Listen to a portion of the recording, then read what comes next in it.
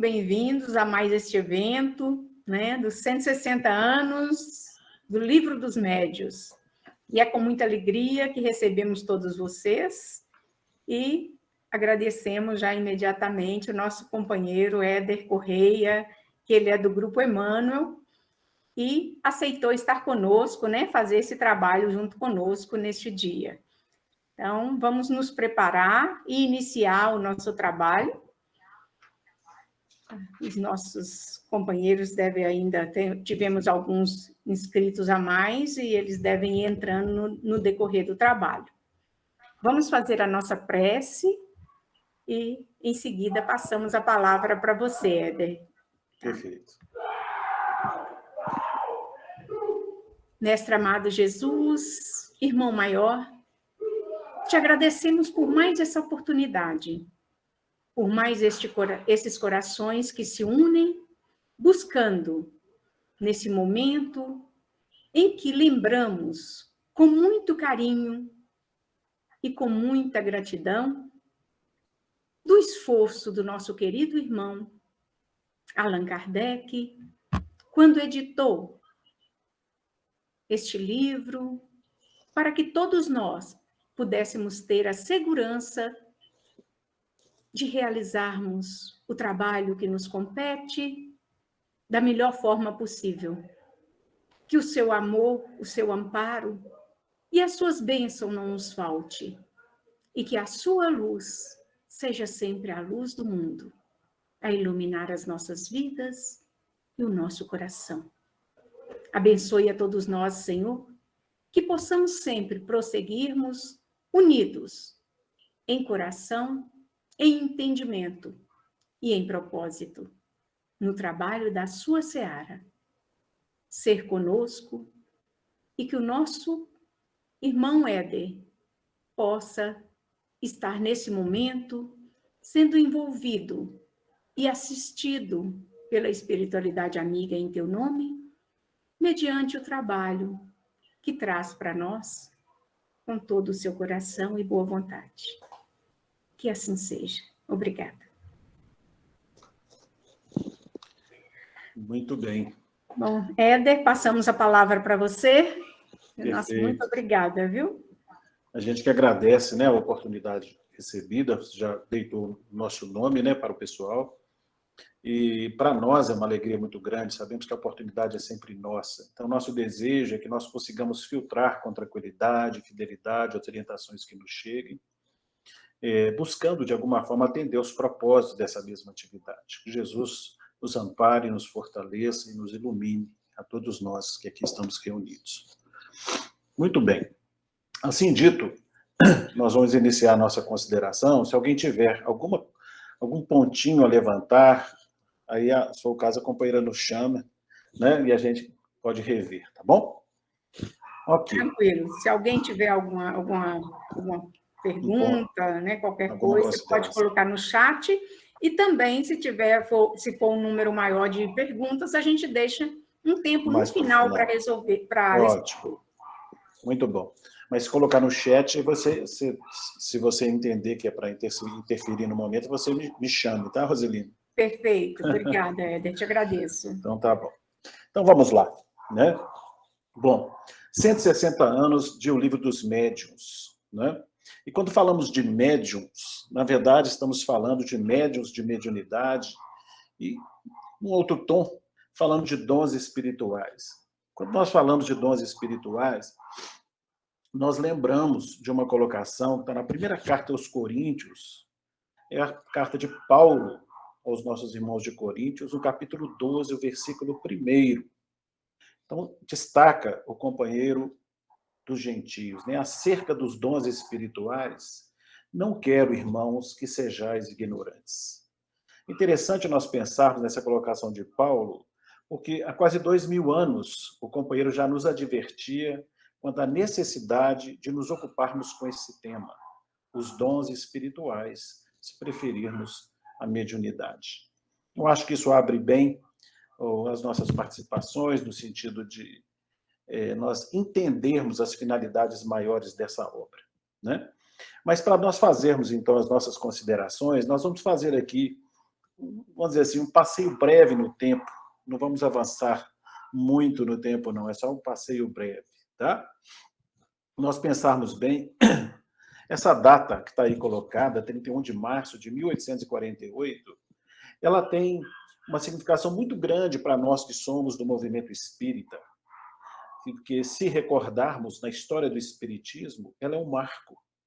Foi na madrugada desse dia 31 que nós vamos encontrar a pequena Kate em diálogo, de uma forma bastante estranha, com o conhecido da realidade espiritual. Ela desafia esse companheiro mais ou menos assim: vamos, Perrachado, faça como eu. E dando 3 toques sobre uma mesa, ela tem prontamente repetido esses barulhos. A irmã, que estava ao lado, observando aquela que poderia ser até uma coincidência, faz também um propósito. Ela agora faça como eu, e bate determinado número de vezes e é igualmente acompanhada. E dali para frente começa o que a gente pode chamar de uma espécie de um diálogo bastante rústico entre as companheiras, né, as irmãs Fox, e esse companheiro do mundo espiritual. Daquele diálogo, daquela forma rústica, pôde esse companheiro falar um pouco da sua história, mais particularmente os momentos finais da sua última existência. Relatava o companheiro desencarnado que ele vivera próximo àqueles ambientes ali da casa das irmãs Fox, né, na cidade de Hydesville, ou no condado, né, nos Estados Unidos. E ele fala que ele era um cacheiro viajante e, passeando por aquelas regiões, pediu guarida ali naquela casa, onde não moravam ainda a família Fox, mas sim um outro casal. E o casal, sabendo que eles tinham posses, alguns recursos dentro da mala da pasta, né, entenderam de acolhê-lo, mas com o desejo de furtá-lo. E foi o que aconteceu, né? Eliminaram o companheiro e ficaram com o valor. Segundo os relatos do próprio companheiro desencarnado, que o Emmanuel nos fala, que é Charles Rosner, ele foi enterrado no porão daquela casa. Interessante que as pessoas que compareceram nesse diálogo com esse companheiro desencarnado, porque não foi só mais a família, até os vizinhos começaram a se aproximar, foram fazer pesquisas em torno de tudo que ele relatava. E encontraram, né, em registros de cartório, acredito, em outros ambientes onde puderam recorrer, justamente a história que o companheiro contara. Então, como tudo coincidia, faltava a prova final, né? Assim, queriam que encontrassem a ossada do companheiro. Se ele foi enterrado ali naquele local, né, no porão daquela casa, a escavação devia mostrar a ossada do companheiro. Começaram mesmo a fazer as escavações, mas era um período de chuva. Então, resolveram, né, deixar aquela providência para um tempo de estiagem. Como isso se demorou algum prazo, esse processo acabou caindo no esquecimento, e por uma razão muito simples, porque aqueles fenômenos que começaram a acontecer ali na casa da família Fox, começaram a acontecer também nas casas vizinhas, nos bairros vizinhos, em toda a cidade, na América, transferindo-se para a Europa, da Europa para os outros vários continentes, né?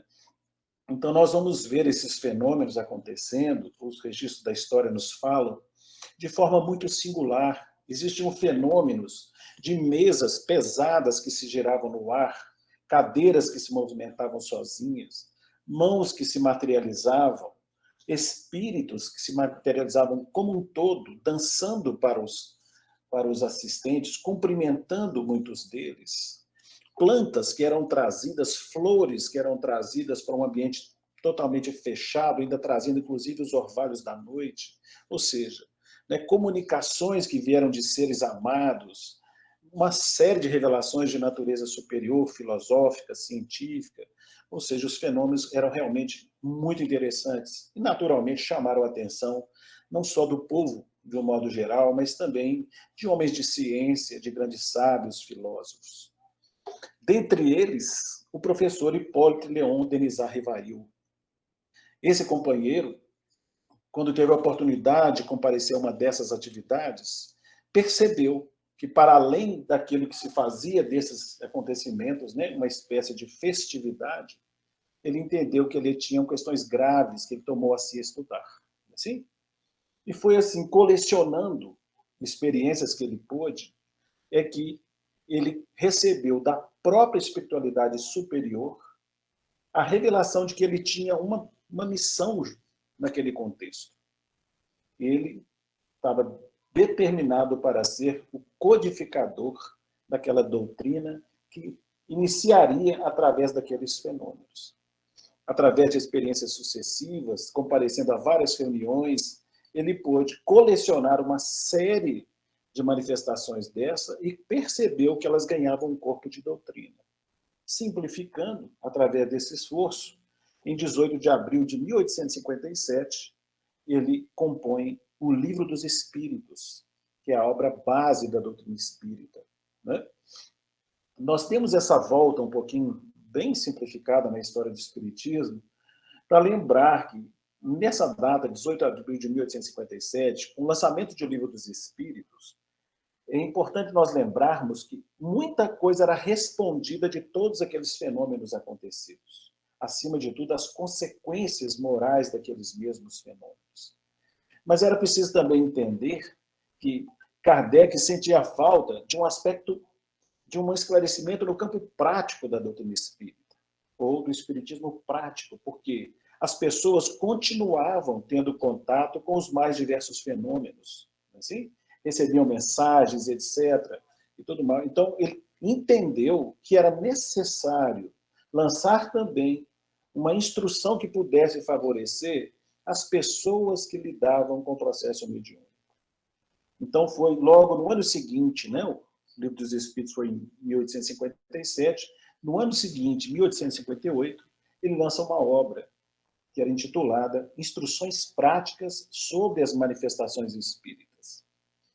Essas instruções práticas auxiliavam aquelas pessoas que lidavam com esse fenômeno para ter algumas noções acerca desse tema. Mas é interessante notar que Kardec continua com as suas experiências. Naquele mesmo ano de 1858, ele lança, por exemplo, a Revista Espírita. Em janeiro de 58, ele já lança a Revista Espírita. Em abril desse mesmo ano, é aberta a Sociedade Parisiense de Estudos Espíritas. Através dessa instituição, Kardec pôde participar semanalmente de reuniões mediúnicas, tendo a possibilidade de fazer questionamentos para os espíritos através de muitos médiuns. Né? E aí ele recolhe muito terreno informativo, além das experiências que ele já carregava. A Revista Espírita também favoreceu muito essa troca de experiência com outros corações em outras cidades e em outros países. Então ele começa a entender, ao longo dessas experiências colhidas, que esta instrução prática, assim ele vai chamar ela na instrução de Livro dos Médiuns, se mostrava até certo ponto um pouco ainda insuficiente. Né? Então que ele vai lançar, em 15 de janeiro de 1861, essa obra que serve para nós como base das nossas considerações, o Livro dos Médiuns, que comemorou no início desse ano, né, em janeiro, os 160 anos da sua primeira edição. E interessante nós pensarmos, né, nessa obra, né, que logo na introdução dela, Kardec vai escrever. Ele fala da instrução prática, fazendo referência a essa primeira obra, né, antes de O Livro dos Médiuns. Ao que ele escreve. Essa obra está hoje esgotada.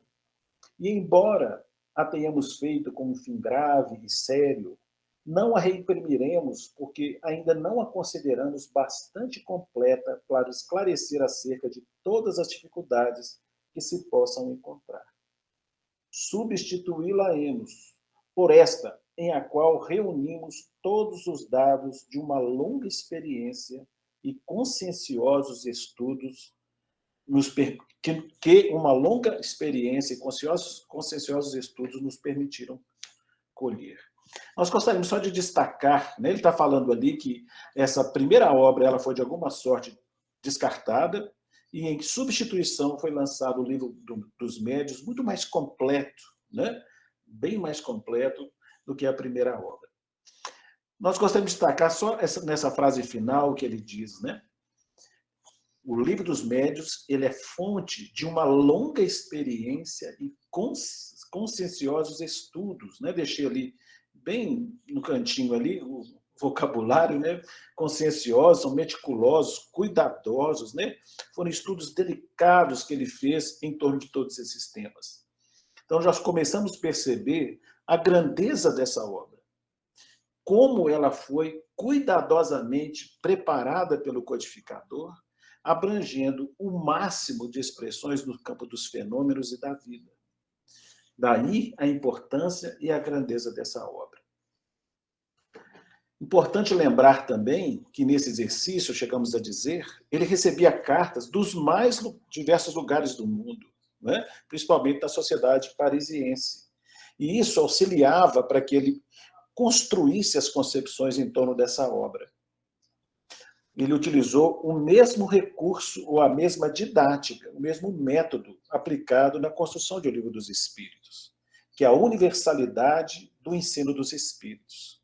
Ele recebia aquelas informações através de cartas, experiências de outros irmãos em outros ambientes e fazia uma correlação com elas, mostrando quais eram coincidentes, né, aquelas que eram descartadas ou colocadas numa prateleira para uma apreciação posterior, e ainda tinha a oportunidade de dialogar com os companheiros da realidade espiritual na própria sociedade parisiense. Então, aquilo que ele selecionou para consolidar essa obra realmente foi um conjunto de realidades muito bem trabalhada. Importante ainda lembrar, só para somar nesse aspecto, o que ele ainda registra também na introdução dessa obra. Falando do Livro dos Médiuns, vai dizer: os espíritos a corrigiram com particular cuidado. Então, observemos, né, os benfeitores da humanidade, além do trabalho de Kardec, ainda a corrigiram. Ele vai dizer como reviram tudo, aprovando-a ou modificando-a à sua vontade. Pode dizer-se que ela é, em grande parte, obra deles, porquanto a intervenção que tiveram não se limitou aos artigos que trazem assinaturas. Na sequência dessa introdução, Kardec vai dizer que se ele fosse colocar assinatura sobre a intervenção de cada intervenção dos espíritos, que teríamos que ter assinatura em quase todas as páginas da obra, o que não seria interessante. Então, nós observamos, né, vamos dizer assim, o cuidado da espiritualidade, fazendo com que essa obra tivesse a confiança com a qual nós podemos nela depositar. Ela é fruto de um trabalho muito bem feito do codificador, com a contribuição de muitos outros companheiros que somaram trazendo experiências e cartas, e naturalmente tudo isso, de alguma forma, coordenado pelo mundo maior. Começamos a perceber não só, vamos dizer, a grandeza da obra em si, mas também as finalidades superiores desse livro. Ele não diz respeito, nós vamos percebendo isso aos poucos, tão somente às quatro paredes de uma casa espírita. Ele tem finalidades muito mais altas e muito mais amplas, à medida que a gente vai estudando e à medida que nós vamos conhecendo, passamos a perceber isso de forma mais efetiva. Não é? Acho que isso aí dá para dar uma ideia da grandeza dessa obra. Muito bem. Enquanto nós falamos do livro dos Médiuns, né, nós somos convidados para esse tema, ficamos pensando como fazer a abordagem desse assunto. Falar de um livro tão amplo, com tantos recursos, né? Então, tomamos a iniciativa de fazê-lo da seguinte forma. Nós vamos dar uma percorrida, vamos chamar assim, no conteúdo da obra, através do seu índice, e temperando com considerações para ver se a gente consegue espicaçar, pelo menos, o desejo das pessoas conhecerem e, acima de tudo, estudarem com mais profundidade essa obra. Tá? Bom, na primeira parte de O Livro dos Médiuns, ela consta de 4 capítulos, e Kardec chamou esses capítulos de noções preliminares. E aí cabe um parênteses, né? Porque Kardec fala que O Livro dos Médiuns pode ser considerado uma sequência de O Livro dos Espíritos. E embora elas tenham, vamos dizer assim, podem ser tratadas tranquilamente separadamente, ele sugere que todas as pessoas que tenham interesse de aprofundar nessa obra não deixem de estudar também a obra base, o Livro dos Espíritos, né? Então, quando ele trata aqui das noções preliminares, é muito nesse sentido. Uma pessoa que talvez não tenha o conhecimento da obra primeira, ele vai ter acesso àqueles pontos importantes que dizem respeito ao tema que vai ser tratado nessa segunda obra. Não sei se ficou claro, né? Então, nessa primeira parte, que ele intitulou As Noções Preliminares, no capítulo 1 ele vai falar, né, ou vai tratar, né, a espíritos. Foi um tema bastante trabalhado no Livro dos Espíritos. No capítulo 2, vai falar do maravilhoso e do sobrenatural. Interessante a gente pensar nessa questão do maravilhoso e do sobrenatural. Quando a gente pesquisa, por exemplo, a Revista Espírita, tem uns acontecimentos que nos chamaram a atenção nesse sentido. Por exemplo, aconteceu um determinado fenômeno com um padeiro numa outra cidade, distante de Paris, né, onde Kardec se encontrava. E os fenômenos eram muito singulares, o espírito lançava coisas, objetos para lá e para cá, de forma que chamava a atenção não só daquele companheiro padeiro, seu filho, mas também vizinhos, né, porque os objetos eram lançados pela janela e etc. Como Kardec recebeu uma correspondência falando desses fenômenos, não tinha condição de falar sobre eles sem constatar que aquilo era uma realidade, ele pede a um companheiro de sua confiança que fosse naquele ambiente e coletasse os dados para comprovação dos acontecidos. E esse companheiro de confiança efetivamente vai e confirma para ele a realidade daqueles fenômenos. Mas é interessante o processo que ele faz, porque ele começa também a fazer uma pesquisa com as pessoas que estavam em volta daquela casa, perguntando. Todos confirmaram que aconteceu, e perguntavam, mas o que você acha que deve ser? Aí vem as considerações mais diversas possíveis, né? Nós anotamos alguma. Uns deles diziam, não, eles são embusteiros, eles são feiticeiros. Outros diziam, não, isso é coisa do diabo. Outros diziam ainda, construíram essa padaria onde era há mais tempo um cemitério, daí esses fenômenos todos. E os mais sensatos, quando muito, diziam, sobre isso eu não sei o que dizer. Mas mostra, de alguma forma, como nós temos essa diversidade de posicionamentos, basicamente por falta de informações. Como que um conhecimento como esse que nos é dado através dessas obras nos auxilia tanto numa apreciação diferenciada de todo e qualquer fenômeno, né? Nós ainda temos esse gosto pelo maravilhoso e pelo sobrenatural, né? Então, Kardec vai trabalhar com muita tranquilidade esse item no capítulo 2 da primeira parte. Vai falar ainda do método e dos sistemas, né? Do método, nós só queremos destacar uma frasezinha que tem lá, quando Kardec sugere que toda forma de aprendizagem deve partir do desconhecido, aliás, do conhecido para o desconhecido. São colocações tão simples, mas que são profundamente didáticas para todos nós que queremos, de alguma forma, integrar nesses processos que são sugeridos. E é interessante observar que esse método que Kardec comenta, na verdade, não é dele, é do próprio Cristo. Né? Jesus, para trazer um ensinamento de natureza superior, usava, por exemplo, de parábolas. Falava para as mulheres, né, simples daquele tempo, ensinamentos através da dracma perdida. Para ensinar os pescadores, falava da rede, do peixe. Né? Ou seja, a didática é perfeita, alinhada, né? O pensamento de Kardec com a mensagem do Cristo. Quem estuda também as obras de Emmanuel, né? Fonte Viva, Vinha de Luz, Palavras de Vida Eterna, nessa linha, vai perceber a mesma didática, o mesmo método. Emmanuel se utiliza muito das figuras da natureza, vai falar da semente para falar de valores de natureza espiritual, né? Então, auxiliando muito a compreensão das pessoas em qualquer faixa de compreensão ou de evolução que ela se encontre. Então, é muito interessante essa primeira parte também de O Livro dos Médiuns. Bom, dando sequência, nós vamos entrar na segunda parte. Essa é uma parte ampla, tá? são 32 capítulos. Somado aos 4 primeiros, né, da primeira parte, são 36 capítulos que compõem toda a obra. E nesse livro dos médiuns, nessa segunda parte, Kardec vai tratar das manifestações espíritas. Mas, na verdade, ele vai tratar de temas muito diversificados. Nós tomamos aqui a liberdade de fazer uma divisão muito convencional, puramente convencional, tão somente para favorecer, vamos dizer assim, a abordagem do próprio tema. Tá? Então, aqui não tem nada de fechado, é puramente convencional.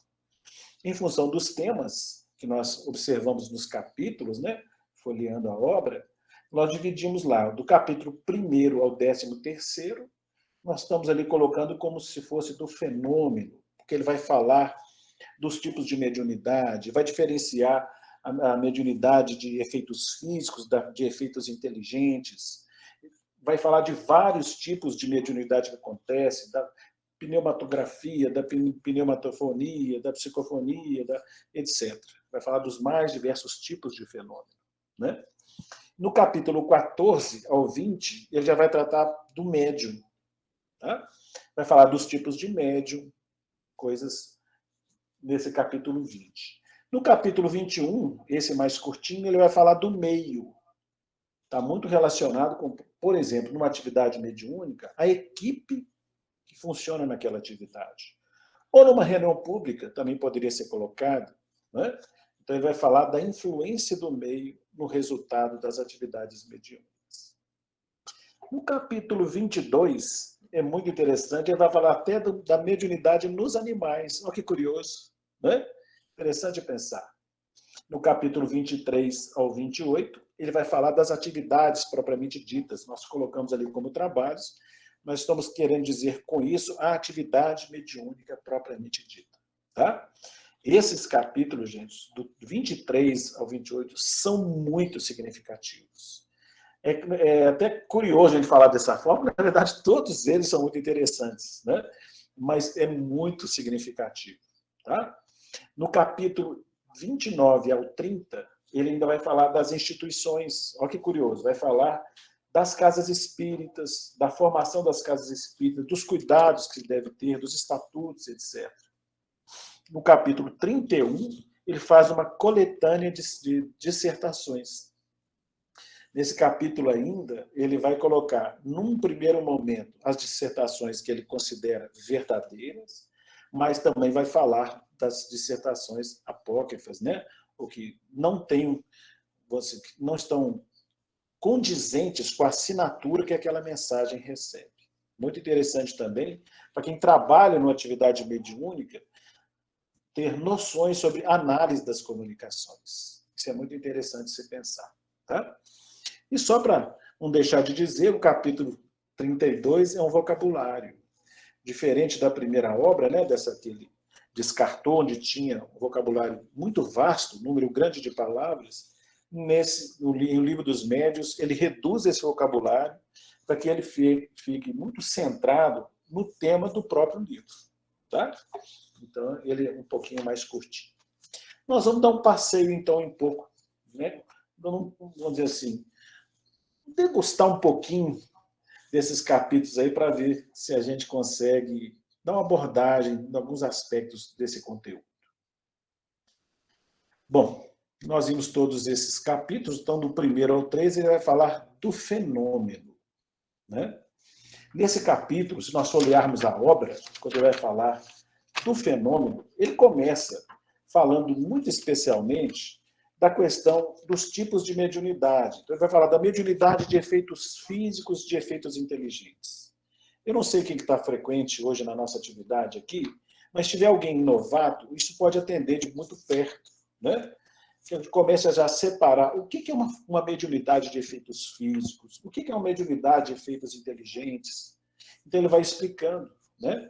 Consequência de tudo que a gente lê. Se a gente estiver num ambiente, por exemplo, com 5, 10 pessoas, e percebermos a presença de um companheiro espiritual, se todos estiverem observando esse companheiro, certamente estamos fazendo pelos olhos físicos. Então, terá sido uma manifestação de efeitos físicos. O companheiro está ali materializado, permitindo que todos possam percebê-lo. Se, no entanto, estamos com essas mesmas pessoas, apresenta-se um companheiro desencarnado e só um ou outro percebe a presença do companheiro, já diz respeito à sensibilidade mediúnica daqueles que o percebem. Né? Aí já seria uma mediunidade de efeitos inteligentes. Diz respeito à peculiaridade daqueles médiuns. Tranquilo, né? Interessante pensar nesse aspecto. Deixa eu pegar aqui o índice, nós vamos caminhando com ele também, que vai ajudar a gente a fazer algumas considerações. Dentro desses capítulos de 1 a 13, tem um que a gente sugere muito que as pessoas estudem e leiam, que ele é bastante curioso, que fala do laboratório do mundo invisível. Kardec vai mostrar, né, por exemplo, a respeito da vestimenta dos espíritos, dos objetos em que eles se apresentam ou se manifestam para nós, portando objetos, né, ou apresentando deficiências no seu corpo espiritual como se fossem do corpo físico. Ou seja, ele vai dissecar esses fenômenos para a gente aprender a separar uma coisa da outra. Saber o que é uma construção dos benfeitores espirituais, o que é alguma coisa que foi transportada por aquele ambiente. Então, ele vai dissecando sobre tudo isso nesse capítulo do laboratório do mundo invisível. Né? Vai tratar ainda da natureza das comunicações, ver aquela comunicação que é uma comunicação frívola, né? Ou se ela é uma comunicação séria. E esse é um dos grandes esforços de Kardec na publicação de uma obra como esta. Né? Se nós lembrarmos na história do Espiritismo, nós vamos lembrar que quando esses fenômenos começaram a acontecer, eles estavam tão disseminados, principalmente em Paris, que as pessoas utilizavam eles como se fosse um divertimento. E Kardec, né, percebendo, vamos dizer, a amplitude, o alcance daqueles fenômenos, fez todo esse esforço para que nós pudéssemos entender que aquilo vai para muito além de um processo de diversão. Era preciso que as coisas caminhassem para uma compreensão mais séria do assunto, porque as consequências morais que exalam, vamos dizer assim, de todo esse conhecimento, nos interessam de perto, no sentido de redirecionamento da nossa vida, de compreensão de qual que é a nossa vida verdadeira, né? E quais são os recursos que a gente deve buscar. Então, é importante, quando ele vai tratar da natureza das comunicações, a gente aprender a separar o que é frívolo daquilo que é sério, né? Ficar com a parte que mais nos interessa. Muito bem. Em sequência, né? Só para trazer uma das questões ali sobre o fenômeno, a gente lê lá no item 98, que é uma colocação trazida pelo Espírito Erasto. Ele está falando do fenômeno e nós temos uma certa inclinação, né, para cultivar as expressões do fenômeno. A gente gostaria de fazer demonstrações para que as pessoas se convencessem da realidade espiritual, assim, e pegando esse trechinho do Erasto, ao que ele vai dizer. Bem sei que ides dizer é que estes são úteis para convencer os incrédulos, está falando dos fenômenos, né? Mas ficais sabendo, se não houvesse este exposto de outros meios de convicção, que não os fenômenos, não contaríeis hoje a 100ª parte dos espíritas que existem. Falai ao coração, por aí é que fareis maior número de conversões sérias. Olha que interessante, né? Às vezes a gente tem uma pessoa conhecida, a pessoa não tem muita experiência nisso, ela fala, gostaria tanto que a pessoa participasse de uma atividade mediúnica, para ver o espírito se comunicar, ou isso ou aquilo. Ele está falando, esse processo não é o ideal, ele é contraproducente. Né? Falar ao coração, por aí é que nós faremos o maior número de conversões sérias. Importante pensar. Né? São considerações importantes em torno do fenômeno. Bom, mais à frente, então, ele vai falar sobre o médium. Né? Nesse capítulo do médium, ele vai classificar também os mais diversos médiuns, né? Os médiuns especiais. Nós sabemos que os médiuns têm, as mais das vezes, maior facilidade para esse ou aquele tipo de manifestação. Né? É lógico que tem médiuns que têm uma diversidade muito grande nesse sentido. Sabemos da história do Chico, que apresentava as mais diversas formas de mediunidade, né? Mas não é raro que os médiuns tenham maior predisposição para este ou aquele tipo de mediunidade. Então, ele vai explicar sobre isso, né?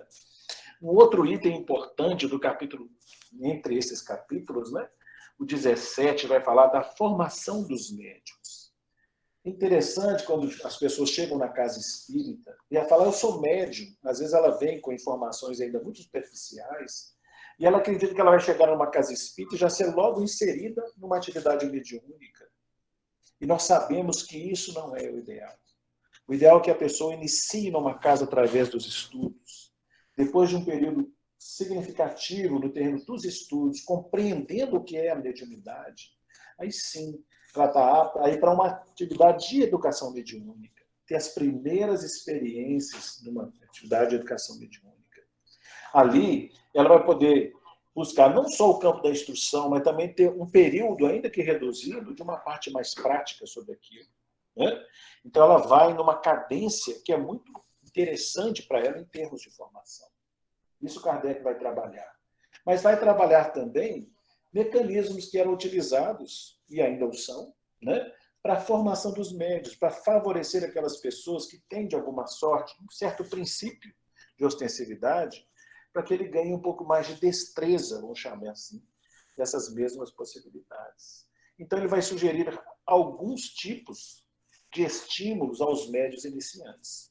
Vai dizer, por exemplo, que o médio está lá na atividade mediúnica, pode um outro companheiro que já tem a mediunidade mais ostensiva, mais bem trabalhada, ele toca na mão do médium incipiente e, normalmente, através dessa disposição, ele eletriza, entre aspas, eletriza a mão do futuro médium, favorecendo o desenvolvimento da faculdade naquele que inicia. Interessante, né?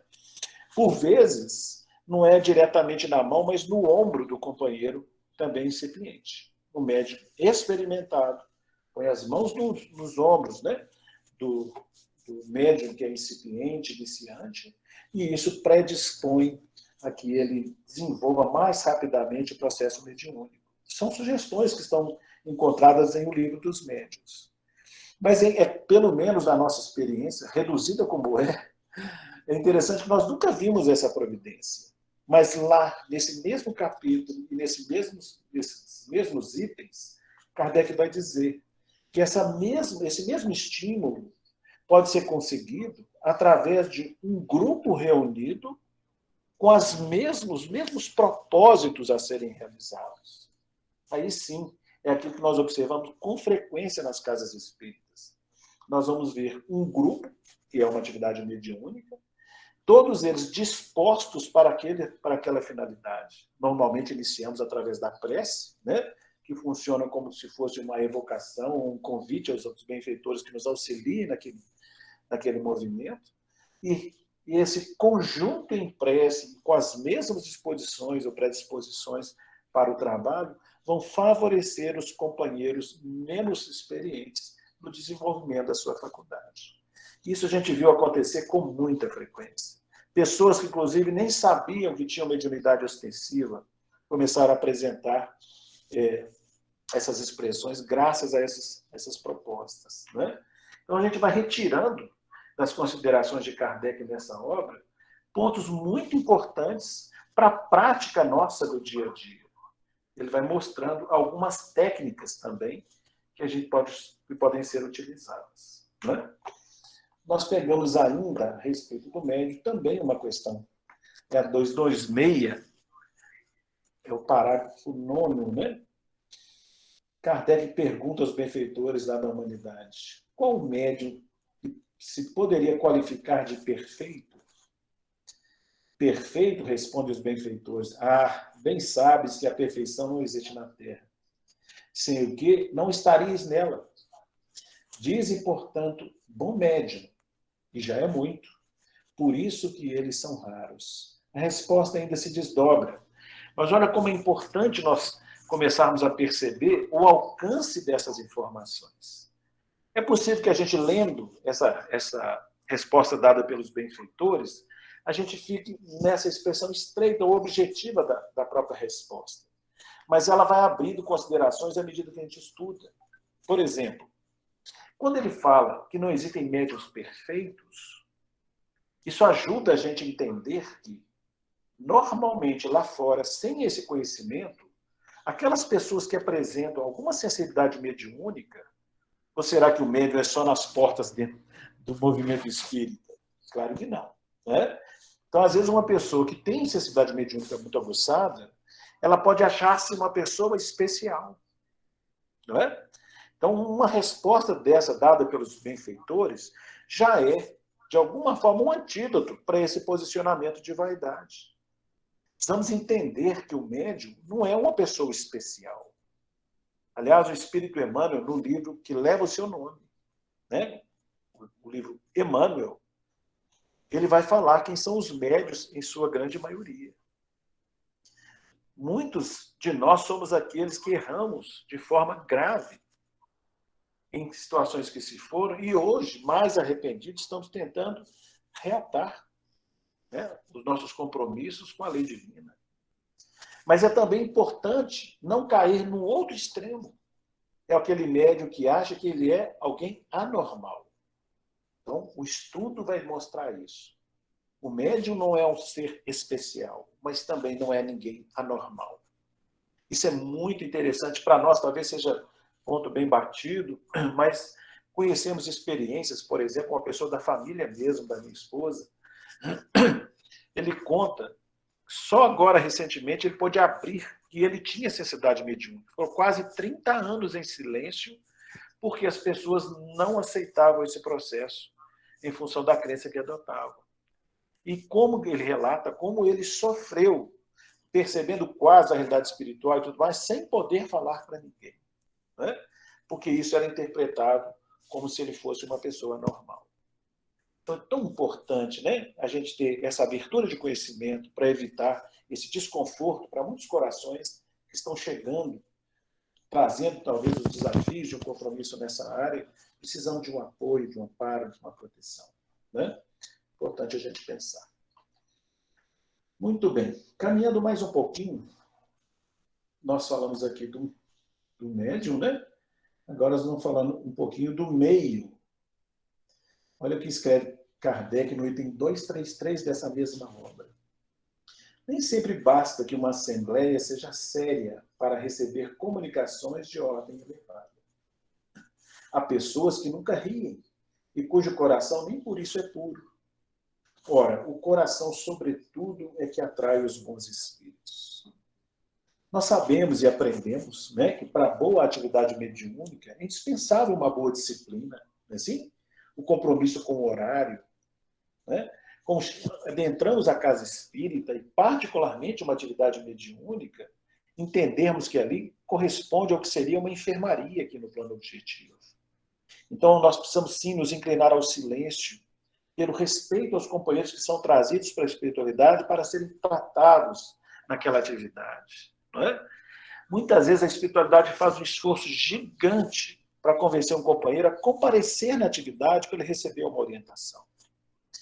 Já pensaram na nossa responsabilidade, quando antes da atividade, através da conversa menos observada, a gente fala alguma coisa que possa tocar negativamente o companheiro? E ele afastar-se da atividade sem ter recebido nem mesmo as orientações iniciais. Não é? Então é muito importante nós nos conscientizarmos da necessidade dessa disciplina na atividade mediúnica. Né? Isso foi interessante que está sendo falado, né? É preciso que a gente faça uma reciclagem, é fato. Nós trabalhamos na atividade mediúnica, numa reunião de educação mediúnica, e é interessante que o grupo da atividade mediúnica muitas vezes se mostra muito mais atento a essa disciplina do que companheiros experimentados em atividades mediúnicas propriamente ditas. A gente observa isso. Como se esquecesse aquelas orientações tão importantes que nós aprendemos lá no processo da educação mediúnica. De vez em quando a espiritualidade tem que puxar a orelha da turma, dizendo, cuidado com as palavras no início da atividade. Vamos centralizar o pensamento, né, nos objetivos da própria atividade. Então é tão importante. Né? Não é uma questão da gente estar ali presente, carrancudo. Não é isso que é necessariamente uma assembleia séria, como Kardec destaca aqui. A seriedade é a responsabilidade com que nós nos integramos numa atividade como essa. Podemos chegar lá em pisos de alegria, nada errado.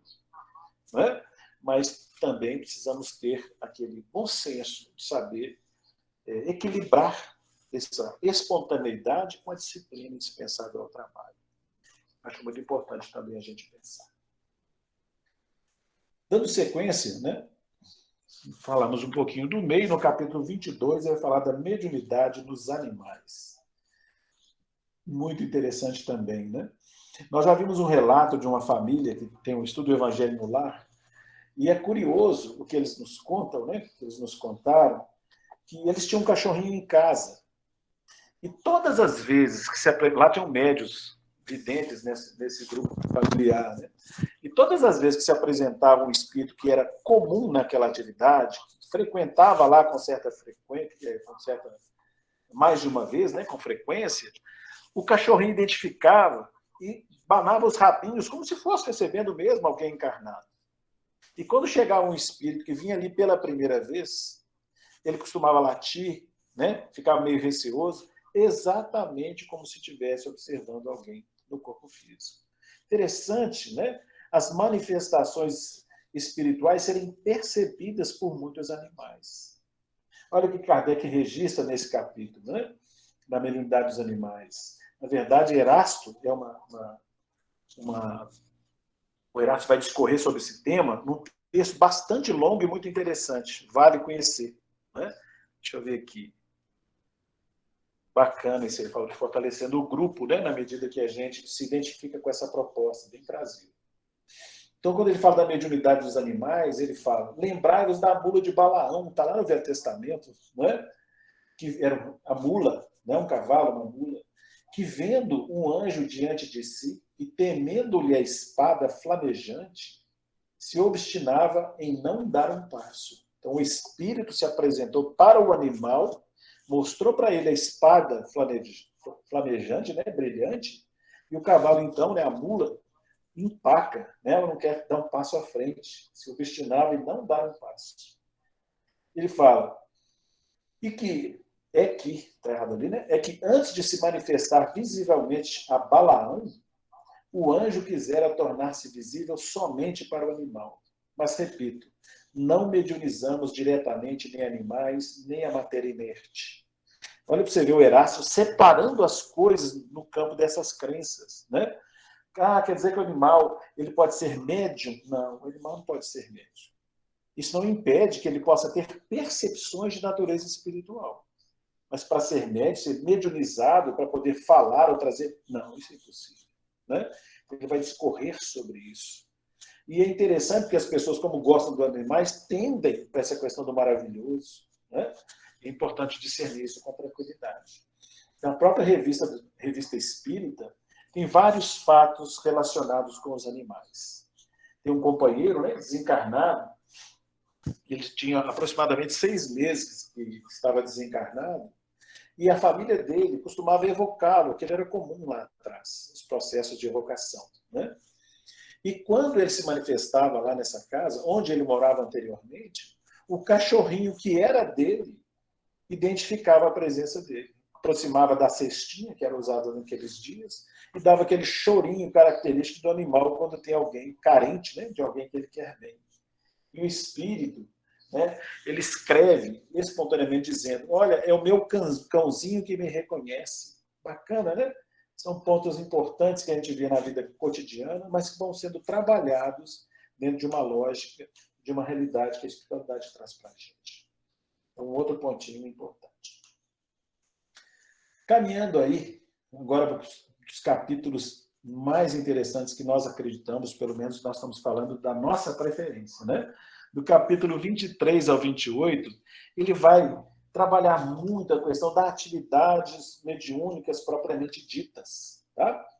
E um dos capítulos de maior importância para nós chama-se da identidade dos espíritos. Quanta coisa a gente poderia falar sobre isso, não é? Ele vai falar do cuidado quando a gente recebe uma mensagem, por exemplo, e ela vem escrita inicialmente assim, em verdade vos digo. A nossa tendência é logo achar que o Cristo está na nossa atividade mediúnica, trazendo uma mensagem direta para nós, né? E o Kardec vai colocar quanto mais alto, né, aquele nome daquela personalidade, redobrada vigilância com a aceitação dessa mesma mensagem. Precisamos ter esse cuidado, né? No próprio Livro dos Médiuns, ele vai relatar a um companheiro que recebeu uma mensagem direta de Deus. Não é assim? E o médium ficou muito honrado com aquela presença, fez o favor de acreditar. Mas é interessante que, diante dessa comunicação, Kardec, junto com a sua equipe, evoca esse espírito lá na Sociedade Parisiense de Estudos Espíritas. E pergunta para ele se ele era Deus. E, em função do meio, que ele sabia que era sério, o espírito responde: não, não, eu sou seu filho. Kardec fala: está usando de um subterfúgio? Será que está pretendendo que você seja o filho de Deus, Jesus? Aí, depois do questionamento de Kardec, aí sim, ele chega onde ele efetivamente, não, digo que sou tão somente uma criatura sua.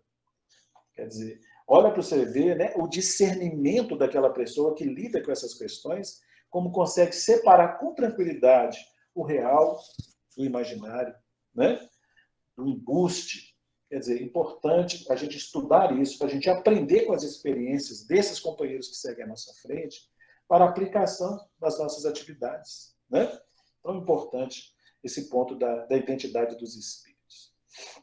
Ele vai tratar muito do processo das evocações, e muitas pessoas hoje questionam, mas espera aí, em doutrina espírita a gente fala de evocação, fala? Olha, na verdade, a evocação, o próprio Emmanuel fala que seria preferível que nós deixássemos que as coisas acontecessem dentro de uma espontaneidade. É preciso pensar na tarefa peculiar que Kardec recebe, porque ele estava construindo as bases da doutrina espírita. Então foi muito importante que ele conhecesse, por exemplo, uma pessoa que desencarnou recentemente, que conheciam-se a história dela, era uma pessoa que era um pedinte. Mas vamos ver como é que é a situação de uma pessoa assim na realidade espiritual. Evocava o espírito daquele que tinha partido como sendo um pedinte na Terra e vai recolher da mensagem uma série de considerações de natureza moral para todos nós. Né? Então, as evocações se justificavam do período de Kardec pela missão peculiar que ele tinha como codificador da doutrina. Hoje já não temos essa necessidade, mesmo porque os trabalhos de natureza mediúnica são muito bem organizados pelo plano espiritual. Então nós podemos estar ali em preces, que ela define de alguma forma uma evocação, mas uma evocação no sentido de nos colocarmos à disposição do trabalho. E a espiritualidade vai saber canalizar aqueles elementos que sejam úteis para nós ou para eles mesmos. Né? É importante a gente pensar nesses aspectos. Ele vai falar mais à frente, entre esses capítulos também, das contradições e das mistificações. Né? Porque existe, entre os espíritos que se comunicam, companheiros das mais diversas ordens. Não é porque eu recebo uma mensagem da realidade espiritual que ela seja necessariamente uma mensagem séria ou verdadeira. Assim como existem homens que não se preocupam com essa verdade, esses homens desencarnando se tornam os espíritos também levianos. Nós precisamos aprender a discernir, né, o que vem de uma expressão, o que vem de outra. Né? É muito interessante também se pensar nesses aspectos. Dentro desse capítulo, no primeiro dele, vai tratar de um dos temas mais desafiadores do nosso meio, da obsessão. Né? Kardec coloca como sendo um dos maiores desafios do espiritismo prático. Né? Importante também trabalhar bastante sobre esses pontos. Tá? Bom, poderia falar muito mais sobre esse capítulo, mas vamos pegar aqui um trechinho que nós também destacamos. Está lá, em nota, né? Após o item 268 do Livro dos Médiuns. Olha que interessante, isso aqui é uma nota, um pé de página que Kardec faz, uma observação que ele faz, uma nota. Aqui, como em tudo, devem ter-se em conta as circunstâncias. O caráter penoso e desagradável da impressão é um efeito de contraste, porquanto, se o espírito médium simpatiza com o mau espírito que se manifesta, nada ou muito pouco a proximidade deste o afetará. Não sei se deu para todos entenderem. Vamos tentar traduzir isso aqui. Não é? Isso aqui abre campos para a compreensão de muitas coisas. nós estamos lá na atividade mediúnica, de repente a gente sente um mal-estar, sem causa aparente. Não é? O que aconteceu? Se a gente está identificando o mal-estar, normalmente houve um contraste da nossa posição de relativa tranquilidade com aquela sensação de desconforto agora experimentada. Então, normalmente, nós vamos estar diante de um companheiro em situação mais difícil do que a nossa. Né? Está ali, talvez pelas suas vibrações, já demonstrando a carência que ele se apresenta e, da nossa parte, a necessária compaixão que devemos movimentar. Né? Mas ele fala que essa percepção é em função desse contraste. Então, pensemos numa questão como ele está trazendo aqui. Vê um espírito que não é um espírito muito bom, e talvez até com intenções não muito nobres. Se aproxima de nós. Se ele tiver sintonia conosco, nós também tivermos falhas nesse sentido, por exemplo, é possível que se ele aproxime e nós não identifiquemos. Porque a sintonia é muito próxima, não haverá contraste. Não é isso? Por isso que ele fala, né? Porquanto, se o espírito médio simpatiza com o mau espírito que se manifesta, nada ou muito pouco a proximidade deste o afetará. Olha a importância de um tema desse, a gente pensar, por exemplo, na grandeza de uma atividade mediúnica. O cuidado, né, fugir dos trabalhos isolados. Porque se a gente não consegue identificar a presença de um espírito que não nos quer bem, em função da nossa sintonia, o trabalho em grupo pode fazê-lo. Um outro companheiro pode identificar e trazer, né, o esclarecimento. Quanta coisa importante por aí. Né? Muito bem. Caminhando, ele vai falar aqui ainda um pouquinho sobre as instituições. Nós vamos dar uma aceleradinha aqui. Né? Ele vai falar da necessidade da gente desenvolver linhas de compaixão entre nós mesmos. Vai dizer, uma reunião é um ser coletivo cujas qualidades e propriedades são resultantes das de seus membros e formam como que um feixe. Ora, esse feixe tanto mais força terá, quanto mais homogêneo for. Ele está falando das casas espíritas, né? Dessas agremiações, a necessidade que nós temos que ter de indulgência de uns para com os outros. Isso é tão importante para que haja essa força do conjunto. Né?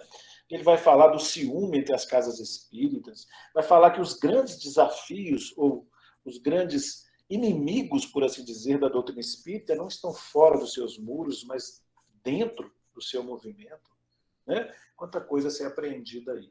Mas a importância de nós tratarmos uns aos outros dentro do terreno da fraternidade legítima.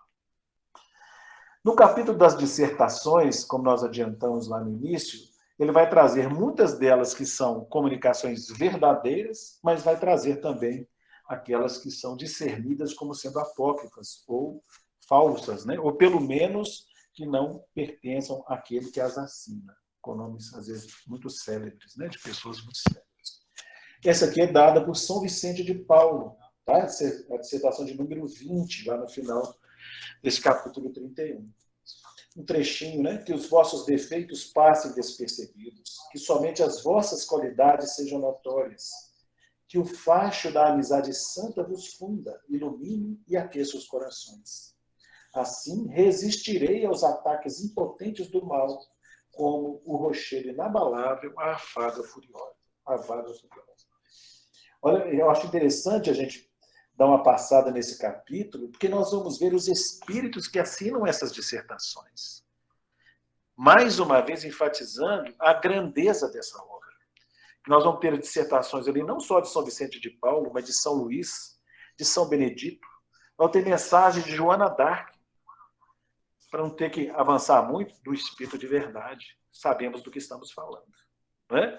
Mas vamos ter de Erasto, que era, né, vamos dizer, um seguidor de Paulo, um discípulo de Paulo, né, o apóstolo lá da gentilidade, ou seja, espíritos de muita envergadura vieram contribuir para a configuração dessa obra. Dá para a gente ter uma noção da grandeza dela. Né? Finalmente, vai falar lá do vocabulário, só para não passar batido, trouxemos um exemplo, né? Ele coloca lá, por exemplo, a significação de erraticidade, estado dos espíritos errantes ou erráticos, isto é, não encarnados durante o intervalo de suas existências corporais. Às vezes, quando a gente fala de espírito errante, Muitas pessoas associam isso como se fossem espíritos vinculados ao erro. Não tem nada a ver uma coisa com a outra, né? Na erraticidade é o período entre uma encarnação e outra, tão somente. Então, ajuda a gente a discernir também algumas expressões. Bom, fizemos aqui, dentro da nossa proposta, uma viagem rápida dentro da estrutura de O Livro dos Médiuns. Lógico, nós não falamos aqui de 1/100º do conteúdo que é aqui para trabalhar, né? Mas é só para explicar um pouquinho o nosso desejo pelo conhecimento, acima de tudo, do aprofundamento das teses aqui trazidas. Nós gostaríamos de, caminhando para a interrupção da nossa participação, fazermos aqui uma reflexão. Ela vai tomar um tempinho, mas eu conto com a compreensão de vocês. Nós vamos embasar numa questão também do próprio Livro dos Médiuns, que é a questão 159. Registro codificador. Todo aquele que sente, num grau qualquer, a influência dos espíritos é por esse fato médium. Essa faculdade é inerente ao homem, não constitui, portanto, um privilégio exclusivo. Vamos tratá-la aqui aos pouquinhos. Olha que interessante, né? Todo aquele que sente num grau qualquer a influência dos espíritos é por isso médium. Já sentiram alguma coisa? Certamente que sim, né? Todos nós já sentimos, ainda que não identifiquemos, todos nós já sentimos alguma coisa que foi decorrente dessa influência. Nós não temos medo de afirmar isso pela própria questão 459 de O Livro dos Espíritos. Influem os espíritos em nossos pensamentos e atos? A espiritualidade responde muito mais do que imaginais. De ordinário, são eles que vos dirigem. Então, eles estavam definindo a intensidade da influência do mundo espiritual sobre nós. Então, seria muito difícil alguém dizer que nunca, ele pode não ter identificado, mas que ele sofreu essa influência certamente, né? Mas não fomos só nós que sofremos essa influência. O profeta Jó também a percebeu. Olha lá. Em Jó 4,15, ainda no Velho Testamento, recortamos essa passagem de lá. Diz assim Jó: então o Espírito passou por diante de mim, fez-me arrepiar os cabelos da minha carne. Não é o que todo mundo relata, ou muitas pessoas relatam? Que sentem a aproximação de um companheiro desencarnado através, por exemplo, do arrepio. Não é? Tem pessoas que sentem esse processo de aproximação como se fosse alguém tocando levemente na parte alta da cabeça, ou então na raiz dos cabelos, levemente. São formas de identificação que algumas pessoas relatam. Não é?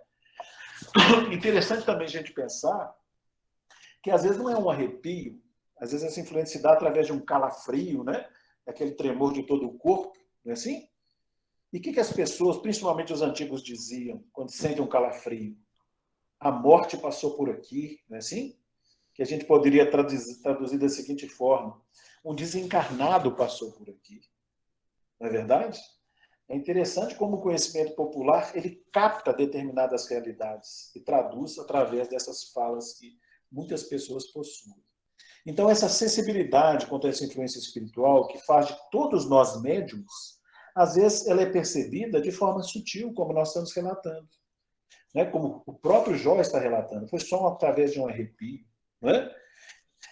Pode ser que a gente não tenha a ostensividade mediúnica, não sejamos daqueles médios que têm visão clara do espírito que se aproxima, ou daquele que os escuta, daquele que psicografa, né? Mas isso não quer dizer que por isso não sejamos médios. Olha lá o que o Kardec complementa nessa colocação. Essa faculdade, a mediunidade, é inerente ao homem, não constitui, portanto, um privilégio exclusivo. O que quer dizer essa faculdade inerente ao homem? O que é uma faculdade inerente ao homem? É que nasce com o ser. Não é? Kardec não está registrando essa fase remetendo à minha infância nessa encarnação, não. É lá na retaguarda da evolução. Desde que nós nos entendemos por seres humanos, lançando os primeiros pensamentos na direção do universo, que nós já somos portadores dessa faculdade. Ela é inerente ao ser, nasce com o ser, lá na retaguarda da evolução.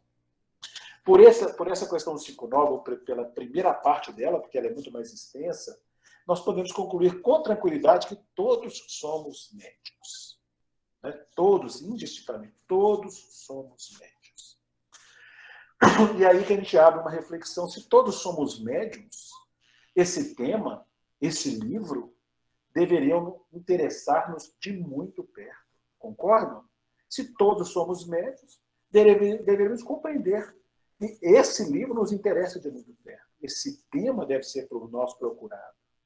Não é? Mas o que normalmente acontece? Quando se fala, vou chamar de lá fora, sobre esse tema mediunidade, as pessoas, as mais das vezes, costumam dizer que isso é tema que interessa aos religiosos. No contexto dos religiosos, das mais diversas escolas, costumam dizer que isso é assunto que diz respeito tão somente aos espíritas. E mesmo no meio espírita, em nosso movimento, ainda tem gente que acredita que esse tema, mediunidade, é assunto tão somente para os participantes da atividade mediúnica. E, para tristeza da nossa parte, mesmo nesse círculo reduzido de uma atividade mediúnica, ainda tem gente que acha que esse tema diz respeito tão somente ao meio do hospício. Lê do engano. Quanto mais a gente estuda, nós vamos percebendo como que as coisas são diferentes. Nós vamos percebendo que mediunidade é faculdade para a vida. Se nós temos compromisso na área mediúnica, que a gente busque esse compromisso, né, e realizá-lo com perfeição, com dedicação. Mas é preciso que a gente entenda que essa faculdade ela tem que ser ampliada para outros campos da vida, e não só a atividade mediúnica, propriamente dita. Não é? Nós trouxemos essa colocação, que foi trazida pelo Espírito Telésforo, lá no capítulo 5 do livro Os Mensageiros, é o segundo da série A Vida no Mundo Espiritual. O capítulo se intitula Ouvindo Instruções. Na verdade, são 2 capítulos em torno dessa palestra desse respeitável, né, instrutor espiritual Telésforo. Olha o que ele está dizendo. A mente humana abre-se cada vez mais para o contato com as expressões invisíveis, dentro das quais funciona e se movimenta. Isso é uma fatalidade evolutiva. Olha bem, ele diz, a mente humana, ele não falou a mente do médium, ele não falou a mente do espírita, não falou a mente dos religiosos, não, a mente humana abre-se cada vez mais para o contato com as expressões invisíveis. E no final fala, isso é uma fatalidade evolutiva. O que quer dizer? Queiramos ou não, as comportas do campo mental estão se abrindo para esse contato com a realidade espiritual. Olha a seriedade do que está sendo trazido por esse benfeitor. Né? E ele mesmo vai mais à frente fazer uma consideração que é uma advertência para todos nós. Complementa ele, mas segundo reconhecemos, esmagadora percentagem de habitantes da Terra não se preparou para os atuais acontecimentos evolutivos. E os mais angustiosos conflitos se verificam no sendal humano. É uma advertência, não é?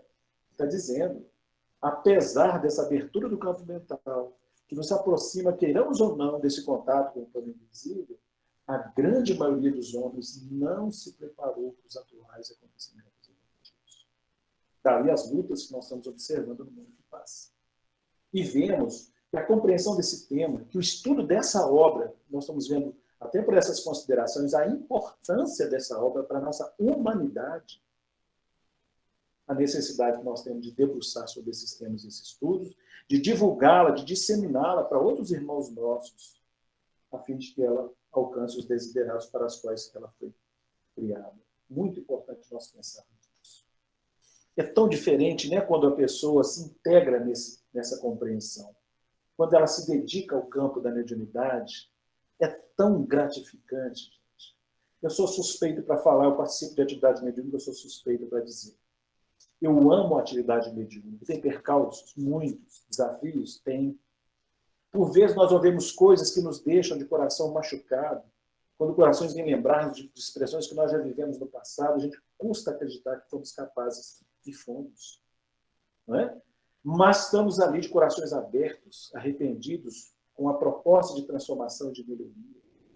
E ao lado disso, quantas expressões belíssimas já tivemos a oportunidade de compartilhar uma atividade como essa. Quantos amigos temos conseguido construir através dessa atividade? Para além do corpo físico. Então é preciso que a gente comece a entender essa faculdade como um favor divino. como um dom de Deus que deve ser mais bem apreciado. Nós vamos ficando por aqui, só lembrando uma passagem do Evangelho, muito nessa direção. Assim resplandeça a vossa luz diante dos homens, para que vejam as vossas boas obras e glorifiquem a vosso Pai que está nos céus. Mateus 5,16. Nós agradecemos a oportunidade, voltamos a palavra para a Roselina, e se alguém quiser fazer alguma consideração final, ou se alguém quiser fazer alguma pergunta, se nós tivermos em condições para tanto, vai ser para nós um prazer. Te agradecemos imensamente, Éder, pela cooperação conosco nesse estudo, né, nessas boas reflexões desta noite. Temos o Haroldo Silva, que ele faz uma pergunta para você, né? Sim. Ou uma reflexão. Oi, Éder, esse tabu decorre talvez porque não são todos os que participam da reunião mediúnica. Seria um ponto a refletir, não é? Ele faz aí uma afirmativa. Tá. Mas eu só queria saber se o tabu que ele fala é essa compreensão da mediunidade só para os médiuns? É nesse sentido, será? Seria isso, eu acredito que sim. É isso mesmo, Haroldo? Quer falar com ele?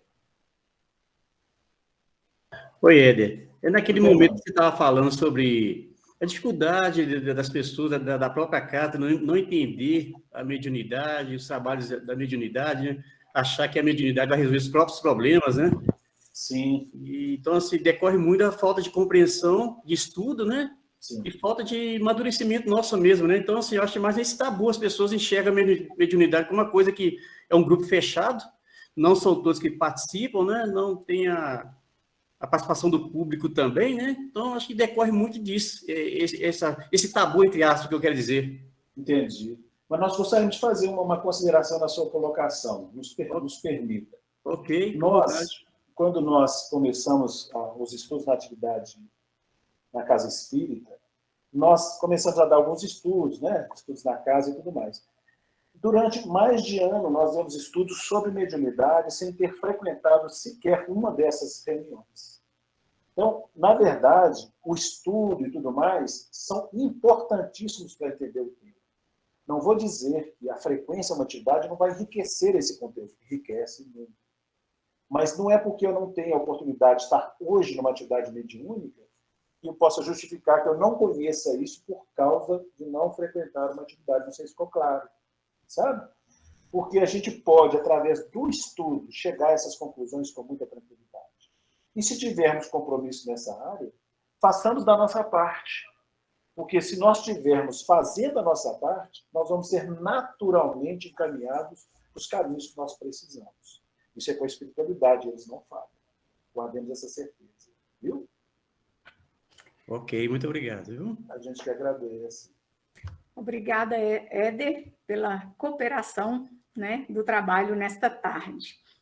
E esse trabalho foi uma realização do AON, da AME Contagem, né, ao qual contamos, né, com a cooperação da equipe da comunicação, a Almira, a Elô, da comunicação de Betim, e todos os companheiros que contribuíram conosco, né, o Éder, para realização deste evento. Então, é importante, né, a gente colocar que temos com esse irmão uma gratidão eterna, né? Essa gratidão, essa importância dessa obra, esse legado para todos nós.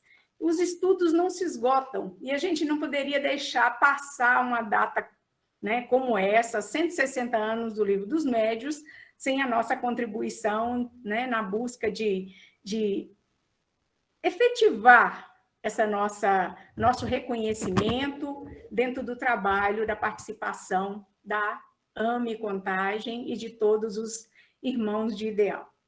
Então, essa é a importância dessa obra, desse legado para todos nós, né? E aí fica nosso agradecimento a todos que cooperaram para essa realização. Muitas vezes a gente caminha pela vida, né, e não prestamos muita atenção àquelas pessoas que estão conosco nessa caminhada.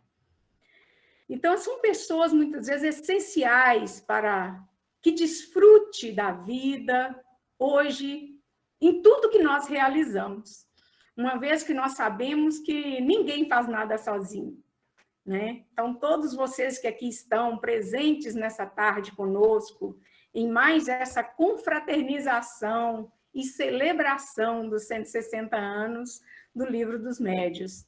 A gente fica aí muito agradecido dessa presença, desses corações que se unem para lembrar de uma data tão importante. Tão importante. Então, muitas vezes a gente deixa de agradecer, de lembrar que quantas noites ou quanto esforço sobre-humano muitos, não só Kardec, mas muitos irmãos de humanidade realizam para o nosso conforto, para nos ajudar gratuitamente, né? Então, a gente não para, muitas vezes, para agradecer, para felicitar, para dizer algo amável, né, que venha a sustentar o bem-estar daqueles que estão à nossa volta e que fazem parte da nossa vida. Então, esse encontro, ele traz para nós esse aquecimento da alma, do coração. No curso da vida, muitas vezes a gente perde essa oportunidade, que verdadeiramente são as pequenas coisas que importam na vida da gente. E a gente vê que Kardec, ele traz aí para nós, dentro dos pequenos detalhes, o quanto é importante para erguer com segurança esse trabalho que nós realizamos, né? Que todos nós hoje temos em nossas mãos. Então, fica aí o nosso agradecimento, né? Que essa coletividade, que esses corações possam sempre encontrar uma oportunidade no seu dia a dia, na sua caminhada, de olhar aqueles que fazem parte da sua caminhada, o grupo espírita que nós participamos dele, né? Os irmãos que ali estão de ideal, justamente para que possamos ter essa oportunidade de agradecer, de entender o coração que caminha conosco, porque são vidas em nossas vidas que muitas vezes nos salvam, nos dão oportunidade de aprender, nos dão oportunidade de crescer, de compreender o coração humano que caminha conosco, né? E aí a gente vê o quanto que realmente nós precisamos uns dos outros, uma vez que ninguém caminha sozinho. Nossos agradecimentos, Éder, viu, por ter trago para nós essa representação, esse estudo, né, que você elaborou com todo carinho, para que pudéssemos hoje desfrutar dessa tarde de estudo. E de encontro de corações queridos. Muito obrigado mesmo, coração, a paciência e o carinho de todos. Nós agradecemos, viu? Muito obrigada. Então, fica aqui, nós já caminhamos para encerrar o nosso encontro de hoje, mais uma vez com o nosso coração muito agradecido por todos vocês que aqui estão e pela equipe que conosco participa, né? Que possamos realmente sermos mais amáveis, mais pacientes, mais amigos daqueles que estão junto conosco na caminhada. Que Jesus os abençoe, uma boa noite a todos e muita paz.